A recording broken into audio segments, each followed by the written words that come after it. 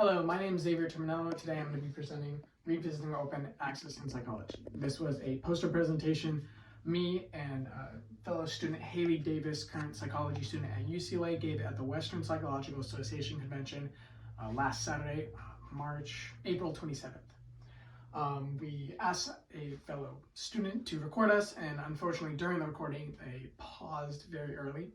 So I am re-giving this because I'd like to share. So the main purpose of this is to continue, accelerate, and add to the dialogue surrounding the adoption of open science practices. We did a brief historical review. It spans 30 years. This left side of the poster is mostly my fellow student Hailey's making, so I will run through it as I know. One of the main catalysts for the rise in prices was something we called the serial crisis in the mid-1990s. This caused rising subscription prices, led to universities slowly not being able to afford the transition to digitization that academia was facing. There was legislation in early 2000 with the government going back and forth. Things that we mentioned were the Center for Open Science, PubMed, Biomed. Those were some of the big databases that were being formed as a reaction to some of these paywalls being erected, and some of the government involvement was the Fair Copyright in Research Works Act, and more later on the international scene, UNESCO making moves. Moving down to number 2, we have rising cost graphs. Here we have a graph from +1, a very large open access and innovative open access journal. We have a graph, I don't think you can see it on video, but it graphs the operating profits and profit margins from some of the bigger publishing companies over the last 3-4 decades.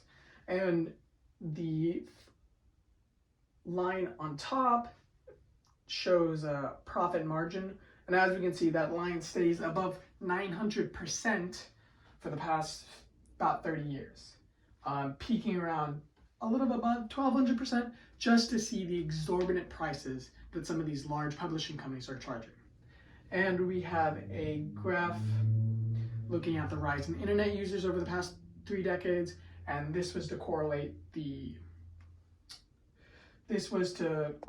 number of users we have going onto the internet and the increased problem that paywalls and journal subscriptions pose to certain communities. Moving up here, we have current problems with the model of academia. I'm going to break this down into 3 components. We have journals, we have authors, and we have readers.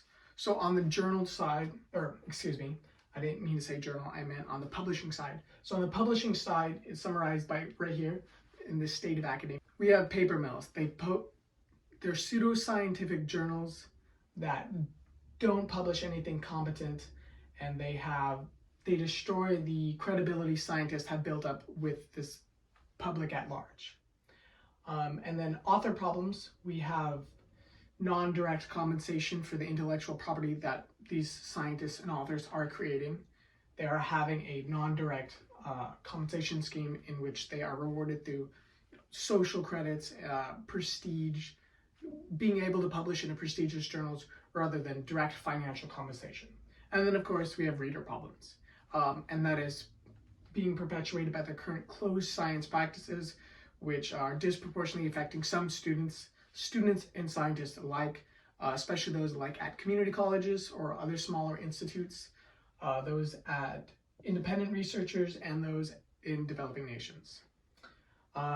We next talk about where open access is going. I pose the question, are transformative agreements and journals really a good thing?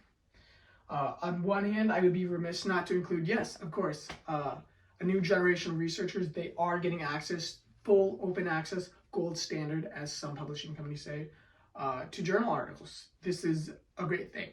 But on the opposite hand of it, this is giving stronger leverage to some of the publishing companies that are negotiating these contracts. They're not necessarily incentivized to look at quality of paper, just quantity. So, pros and cons. And then for any author or scientist outside the transformative agreements or journal bubble, they're still having to pay article processing charges. This is still problematic for them. moving up, we propose a new type of journal. And so for the first time ever, we want to pay scientists for the research that they're doing. We publish peer reviewers to establish credibility with the scientific community. And this addresses all three problems: the publishing companies, the authors, and the readers. So with the readers, we're publishing full open access. Any reader would be able to get access to our articles with just internet access. On the author side of this, they would be benefiting directly and indirectly from both worlds. So they would win on that side too. And then the publishing companies, there would be no demand for things like paper mills that crop up. So we'd have more trust and we wouldn't have any paper mills popping up. There are some limitations of this approach. I mean, primarily, which is funding, which is the first thing we mentioned. There are a couple options to this. We have grants, donations, revenues. There's merging with other companies. So there are ways to address this. I am, deeply optimistic about this. I believe in the graph we mentioned earlier. There must be some way to not only negate having scientists pay for article processing charges, but actually pay them and find a profitable model to encourage that. So that's the presentation. If for anyone in the audience, if you'd like to check anything more about open science, any initiatives, we have QR codes down here. So yeah, thank you so much for listening.